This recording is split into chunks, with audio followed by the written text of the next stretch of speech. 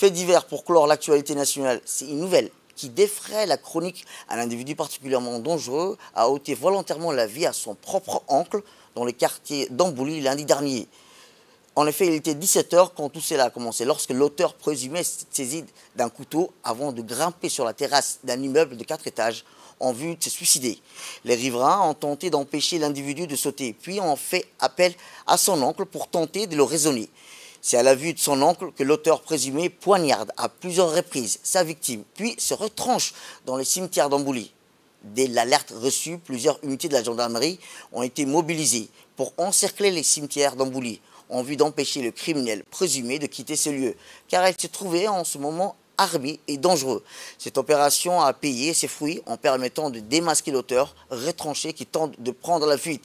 Il sera rattrapé quelques minutes plus tard alors qu'il tentait d'accéder au domicile d'un autre membre de sa famille en vue d'attenter à sa vie.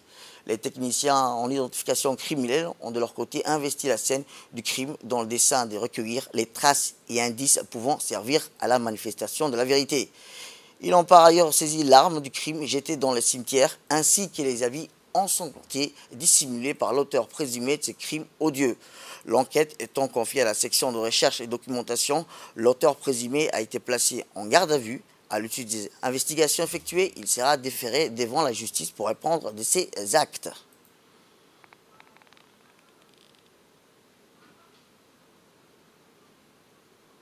Eh bien, pour plus de précisions sur cet acte odieux, écoutons un extrait du lieutenant. Vers 17 h, un citoyen fait appel au 116 gendarmerie en vue de signaler des faits d'homicide volontaire qui venaient de se dérouler dans les quartiers d'Ambouli. En effet, un individu de sexe masculin, sous influence des produits stupéfiants et muni d'une arme blanche, monte dans un premier temps dans un immeuble de 4 étages pour se donner volontairement la mort. Les riverains interviennent pour l'en empêcher avant de faire appel à un membre de sa famille. C'est à ce moment-là que l'auteur présumé sort son arme blanche et poignarde à plusieurs reprises sa victime avant de se retrancher dans les cimetières d'Ambouli. La victime, qui a été aussitôt évacuée par la famille vers les urgences de l'hôpital général Pelletier, succombera de suite de ses blessures sur le chemin de l'hôpital.